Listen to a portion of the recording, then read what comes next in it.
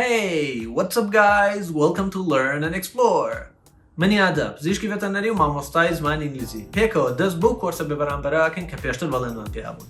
کۆرسەکە ئامادەکراوە لەلایەن خۆم و ڕاستی و مامۆستایەکی خاوەنی بڕوانامەی ماستەر لە ئەمریکاوە. جا بۆ ئەوەی سوودی تەواو لە کۆرسەکە ببینن پێشنیارتان بۆ ئەوکەین کە بڕۆن سەیری حەوت یاساکەی فێربوونی زمانی ئینگلیزی بکەن کە لە چانێڵ هەیە و لینکەکەی لە دیسکریپشنی ڤیدیۆکە دانراوە. و کاتێک کە سەیری کۆرسەکەکەی ئەو خاڵانە جێبەجێ بکە کە لە کاتی کۆرسەکەی ئاماژەی پێ ئەکەین و هەوڵ بە چالاکانە سەیری کۆرسەکە بکەی بۆی بتوانیت سوودی تەواوی لێوەت بگریت و ئەگەر ئەو خاڵانە جێبەجێ بکەیت دڵنیا بە تەواوبوونی کۆرسەکە ئاستی زمانەکەت هەڕاتە زۆر ئاستێکی بەرزتر.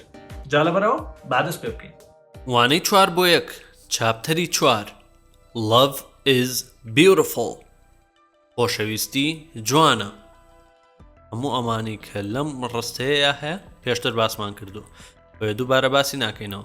سەرەتاوەکو چاپتەرەکانی پێشوویان وەکو وانەکانی پێشوو جارێک ئیخوێنینەوە دواتر هەر هەموو یەکەینەوە بە کوردی. Love is beautiful. Paris goes across the sea to Sparta, but old King Menelaus is not there. He is in Mycenae. His young queen, Helen says, he is visiting his brother Agamemnon there. Agamemnon is the greatest of all the Greek kings, but please stay here with me. Helen is very beautiful, so Paris stays. At the same time in Thessaly, King Peleus and Queen Thetis are having a son. His name is Achilles. An old priestess tells Thetis, "You must be careful. One day, your son Achilles must go and fight in Troy, and he must die there too." Thetis is afraid. She takes Achilles down to the dark river Styx.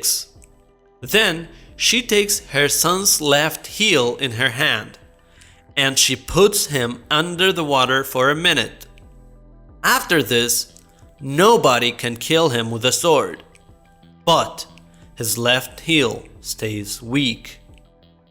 In Sparta, Paris and Helen talk happily. "I love you," Paris says.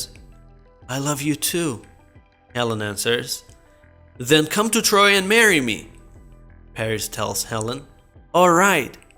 Helen smiles and leaves with Paris. When Paris brings Helen of Sparta home, his sister, Cassandra, is not happy. "Disaster! Now the Greeks must come for Helen! I see Troy in flames!" she cries, but nobody listens to her. Paris marries Helen that afternoon. From that day, she is Helen of Troy.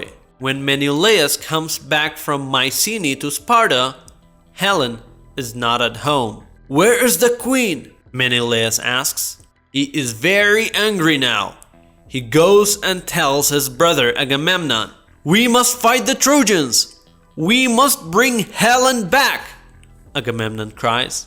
Estash kati oy ke khoenmano bikeno ba kurdi و runi bkeno. Okay, title kaman kirdo ba kurdi. Love is beautiful.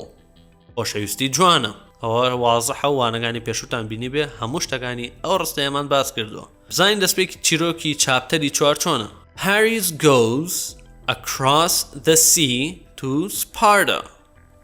پاریس چیەکە؟ ئەڕوات across the sea یعنی بەناو دەریایە. باشنی across the sea یعنی بەسەر خۆی across یعنی بەسەر بەمانەی بەسەریشێت یعنی بەسەر شتێکا بڕۆی. بەڵام across the sea یعنی بەسەر دەریایە ئەڕوات. بۆ کوێ ئەڕوات؟ C یعنی دەریا. To بۆ سپارتا. ئەڕوا بۆ سپارتا. کەواتە پاریس لە ترۆیەوە ئەو بوو لە چاپتەری پێشوو باوکی کینگ پرایم پێوتوتی نامەیەکم پێ ئەمە بیگەێنی بە Menelaus. جا ئیتر پاریسیش across the sea ئەڕوا بۆ کوێ؟ سپارتا. ئەڕوا بۆ سپارتا. But بەڵام old King Menelaus is not there. King Menelaus بەتەمەن یان پاشا Menelaus بەتەمەن is not there. لەوێ نییە. یعنی لەکوێ نییە؟ لە سپارتا نییە. Okay? کەواتە old King Menelaus is not there. لەوێ نییە. He is in Mycenae. He is in Mycenae. لەکوێ؟ لە Mycenae. Mycenae کوێ؟ شوێنێکە، شارێکە. Okay? لە شارێکە لە یۆنانی کۆن. Okay, ئەمە کێواڵێ his young queen Helen says شاژنە گەنجەکەی his young queen واتە شاژنە گەنجەکەی شاژنە گەنجەکەی کێ مێنیۆڵەیەس جاجەماعەت ناوەکان تۆزە ناخۆشن بۆیە نەشم گۆڕیوتم با دەستگای چیرۆکە نەکەم و بیشێنم ناوەکانە مەرۆگو خۆی هێشتۆتەوە بەڵام گرنگ نییە ئەوە مەرج نییە یعنی پێویستان بە ناوەکان نییە تەنها مەبەستەکان فێر ببن ئۆکەی کەواتە his young queen شاژنە گەنجەکەی ئەو هزا گەڕێتەوە بۆ مێنیۆڵەیەس دەستخۆش Helen says ئەمە Helen وایوت شاژنە گەنجەکەی کە ناوی هێڵنە ئەمەی وتی he is in Mycenae وتی لە مایسینیە okay بزانین بۆچی چووە بە مایسینی he is visiting his brother Agamemnon there ئەو چی ئەکات he is یعنی مەوەسمان لە King مێنیۆڵەیەسە سەردانی کی ئەکا his brother براکەی his brother براکەشی ناوی چیە ئەگەمەمنن کاتە he is visiting یعنی لەم کاتەیە کە ئەو قسە ئەکات لەو کاتێکی هێڵن خەریکی قسەکردنەکەیە King مێنیۆڵەیەس خەریکی سەردانکردنە بۆ یاڵێ he is visiting یعنی لەو کاتەیە خەریکی سەردانکردنە he is visiting his brother Agamemnon there یعنی there مەوەستەکە لێرە یاگەڕێتەوە بۆ کوێ مایسینی سەردانی براکەی ئەکات ئەگەمەمنن لەوێ کەش مەبەستمان لە مایسینیە Agamemnon is the greatest of all the Greek kings ئەگەمەمنەنیش چییە is the greatest گەورەترین the greatest يعني گەورەترین of all the Greek kings گەورەترینی پاشاکانی یۆنانە کاتە ئەتوانین بڵێن سەرگەورەی پاشاکانی یۆنانە ئەگەمەمنن کە برای کێیە کە برای مێنیۆڵەیەسە okay کاتە Agamemnon is the greatest of all the Greek kings but please stay here with me بەڵام تکایە please تکایە stay here with me stay واتە بمێنەرەوە here واتە لێرە with me لەگەڵ من دواتر چیرۆکە چۆن بەردەوامە بێ Helen is very beautiful Helen زۆر جوانە ئەمەیتە پێویست ناکەم من هەموو جارێ هەموو ئەم شتانە بە تەواوی ڕوون بکەمەوە کە پێشتر ڕوونمان کردوتەوە so Paris stays بۆیە پاریس ئەمێنێتەوە at the same time in Thessaly لە هەمان کاتا لە Thessaly at the same time پێشتریش ئەویشمان باس کردووە in Thessaly لە Thessaly کە ئەوی شوێنێکە King Peleus and Queen Thetis are having a son King Peleus و Queen Thetis هاتە پاشا Peleus و شاژن Thetis چیە بێ are having and بێت a son کوڕێکیانە بێت are having يعني لو كاتين هالي at the same time King Peleus و Queen Thetis are having هردوكيان چيان أبيت منالكيان أبيت a son كوريكيان أبيت his name is Achilles ناوي شي چيا Achilles أما ناوي منالكيان يعني ناوي كوريكيان an old priestess tells Thetis قشيكي آفرت priestess يعني قشيكي آفرت priest يعني قشا priestess يعني وكسيكا جونالي آفرتو قشيكي آفرتي بتمن tells Thetis but Thetis قالت چي بيالت بزانين you must be careful you must be تو أبيت چي بيت you must يعني أبيت چي بيت be careful ئاگادار بيت okay ئەمانش ما هەمووی پێشتر ڕوون کردوتە لەوانەکانی پێشوە تێبووە جا ئەگەر نتان بینیەوە دووبارە یەکەمەوە بڕۆن سەیری وانەکانی پێشوو بکەن ئینجاوەرن بۆ ئێرە okay one day ڕۆژێک your son Achilles کوڕەکەی تۆ Achilles must go ئەبێت بڕوات and fight شەڕ بکات in Troy لە Troy okay and he must die there too وأبيت لو بشمرت okay كاتا أم قشبة تمنى بي ألت أبي أقدر بي روجي كراكيتو أكيليز أبيت بروات بو تروي لتروي شربكات وهر أبيت and he must وأشبيت يعني أو هي must من لا كراكيتي كأكيليزا وهر أشبيت he must أبيت die there too لويش بمرت die there ئەها thereیشی زۆر تیا بۆ موانێ ئەبێت لەوێ بمرێت یعنی ئەو thereشیان ئەگەڕێتەوە بۆ تروی ئۆکەی بزانین چی ئەکات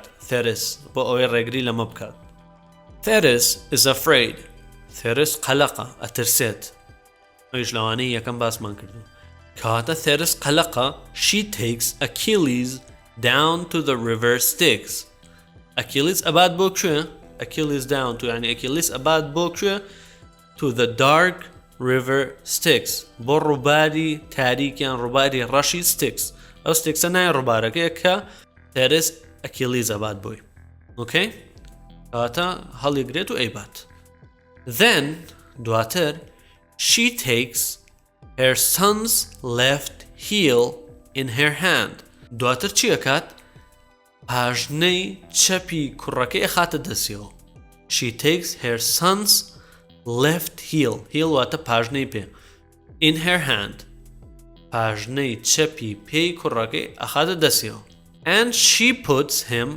و چی ئەکا she puts him واتە theris Achilles ئەخاتە چیەوە بزانین under the water ژێر ئاوەکە for a minute بۆ یەک دقە کەهاتە پاژنەی چەپی ئەگرێت ئاوا بە یەک دەست سەریشی شۆڕەکاتەوە بۆ کوێ بۆ ناو ئاوەکە puts him under the water under ینی ژێر the water ئاوەکە for a minute بۆ دقەیەک وای لێکە for a minute ینی دقەیەک یانتوانین بڵێ for 1 minute بۆ یەک دقە ئۆکەی هەمان مانای هەیە after this دوای ئەمە after واتە دواتر this واتە ئەمە واتە دوای ئەمە nobody کەس can kill him with a sword کەس ناتوانێت nobody can kill him کەس ناتوانێت چی بکات kill him بیکوژێت یعنی Achilles کوژێت with a sword بە شمشێر یعنی تا ئیتر وای لێکا بە شمشێر نەکوژرێت ئەم کوڕە sword واتە شمشێر nobody can kill him with a sword کەس ناتوانێت بە شمشێر بیکوژێت okay nobody can kill him with a sword دووبارەی بکەنەوە پێشتری شوتومەوە بۆیە لێرە زوو بیزان ناخەمەوە but بەڵام his left heel پاژنەی چەپی stays weak بە لاوازی ئەمێنێتەوە کەواتە پاژنەی قاچی چەپی لاواز ئەبێت بەڵامی تر وای لێت بە شمشێر کەس ناتوانێت بیکوژێت جاجەماعەت یەک لێرەیەک ڕوونکردنەوە بم لەسەر وشەی هیل ئەو هیڵە کە بەو جۆرە نووسراوە واتە پاژنەی پێ بەڵام هیل ئەگەر ئی دووەمیان ئەی بێت ئەبەو جۆری کە لەسەر شاشەکە نووسراوە هیل ئەوە واتە چاک ئەبێتەوە بۆ یەکێک برینێکی هەیە ساڕێژە بێ برینەکەی ئەوە پێوترێ هیل ڕێکۆکو یەکە خوێنرێنەوە بەڵام ئەو تەنها لە ڕێی سپێلینگەوە جیاوازیەکیان هەیە ئۆکەی دواتر با بڕێم زانین چیە بێت in Sparta لە سپارتا Paris and Helen talk happily Paris و Helen talk happily بە دڵخۆشیەوە قساکەن talk happily واتە بە دڵخۆشیەوە happily واتە بە دڵخۆشیەوە قساکەن دواتر چی ڕۆیات I love you ئەمە پاریس وهاڵێت هەڵێ خۆشمەوی ئەویش هەڵێ I love you too قابل ئەوە نزانن کورد نییە لەسەر عەرزاوە نزانن okay Helen answers کاتە پاریس وهاڵێت و ئەویش جوابیایەتەوە دواتر چیە بێت then come to Troy and marry me هەڵێ کەواتە وەرە بۆ Troy come to Troy وەرە بۆ Troy and marry me و هاوسەرگیری لەگەڵ منا بکە marry me ئەو maryش تاوە بێت تاوە بێ ئاشنا ببێتن Paris tells Helen ئەمە Paris بە Helen ئەڵێ alright نا تۆزێ بە ناسکتر alright ئەمە Helen وهاڵێت Helen smiles and leaves with Paris Helen زەردەخانەیە کات و لەگەڵ پاریسە ئەڕۆن یعنی ئەوێ جێ Helen when Paris brings Helen of Sparta home when کاتێک پاریس چیەکات brings Helen of Sparta home کاتێک پاریس هێڵنی سپارتا ئەهێنێتەوە بۆ ماڵەوە ئەو ماتە ماڵەوە مەوەستی لە ترۆیە his sister خوشکەکەی his sister یعنی خوشکەکەی پاریس his sister بەڵام ئەگەر باسی خوشکێکی هێڵنمان بکردە ئەمانت her sister مەها ئەوەش تاو هەتا ئێستا فێر بوون دڵنیام his sister Cassandra is not happy خوشکەکەی پاریس کاساندرا دڵخۆش نییە disaster مەینەتی و ناخۆشی هاوارەکە مەمەستی لەوەیە ئەمە مەینەتی و ناخۆشیە هێناوێتی Now the Greeks must come for Helen. ئێستا یۆنانیەکان must come for Helen. ئەبێت بێن بۆ Helen. یعنی وەستی لەوەیە گومانی تیان نییە کە یەن بۆ Helen. They must come for Helen. ئەوان ئەبێت بێن بۆ Helen. I see Troy in flames. من Troy ئەبینم لە کڵپەی ئاگرە. ئەمان شەمووی هیچ وشەیەکی تازەیان نیە بۆیە لەسەریان ناوەستین. She cries. هاواری کردمەی هاوار کرد. بەڵام چی ئەبێت؟ But nobody, بەڵام هیچ کەسێک listens to her. هیچ کەسێک گوێی لێ ناگرێت.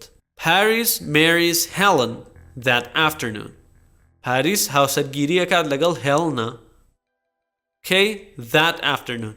ئەو دوای نیوەڕۆ. واتە هەر ئەو دوای نیوەڕۆیی کە ئەیباتەوە بۆ ترۆی هەمان دوای نیوەڕۆ هاوسەرگیری لەگەڵ ئاکات. From that day, لەو ڕۆژەوە from ئاتە لە لەو ڕۆژەوە کە لێرەیاڵە from that day واتە لە ئەو ڕۆژەوە she is Helen of Troy. ئەو هێڵنی ترۆیە. ئەو پێشتر هێڵنی سپارتا بوو بەڵام ئێستایتر لەو ڕۆژە بەدووەوە ئەبێت بە Helen of Troy. ئەبێت بە هێڵنی Troy. Okay, بزانین دواتر. When Menelaus comes back from Mycenae to Sparta, کاتێک Menelaus پاشای سپارتا بوو کاتێک کە ئەگەڕێتەوە comes back لەکوێ from Mycenae لە Mycenae بۆ سپارتا کاتێک لە Mycenaeەوە ئەگەڕێتەوە بۆ سپارتا Helen is not at home. Helen لەکوێ نییە لە ماڵەوە نییە. She is not at home. ئەو لە ماڵەوە نییە. Where is the queen? Menelaus پرسیارەکات و ئەڵێ Where is the queen? شاژنەکە لەکوێ؟ ئەنوەستی لە هێڵنە. He is very angry now. ئەو زۆر تووڕەیە ئێستا. He is very angry. ئەنی زۆر تووڕەیە. He goes and tells his brother Agamemnon. ئەڕوات و بە براکەی ئەڵێت ئەڕوات he goes ئەڕوات and tells و پێی ئەڵێت his brother بە براکەی Agamemnon. ئەڕواتەوە یعنی بێ ڕێگەی هەم بڕێتەوە بۆ لای براکەی بۆی پێی بڵێت. ئەنیۆی پێ ئەڵێ کە هێڵن لێ نەماوەتر زانیارەکانی پێیات. براکەشی ئەڵێت چی؟ We must fight the Trojans. ئێمە ئەبێت شەڕی ترۆجنەکان بکەین. ترۆجنەکانش پێشتر وتمان خەڵکی ترۆی پێیانەوترا Trojans. کاتە ئەڵێ ئەبێت we must fight the Trojans. ئێمە ئەبێت شەڕی ترۆجنەکان بکەین. We must bring Helen back. ئێمە ئەبێت Helen بهێنینەوە.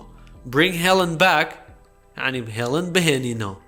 ئەمەش کۆتایی چاپتەری چوار کە دڵنیام هەتا ئێستا ئاستەکەتان زۆر باشتر بووە ئەگەر ئەو خاڵنتان جێبەجێ کردبێت کە ئێمە ئاماژەمان پێکردو و دایمیش دووبارەیەکەینەوە.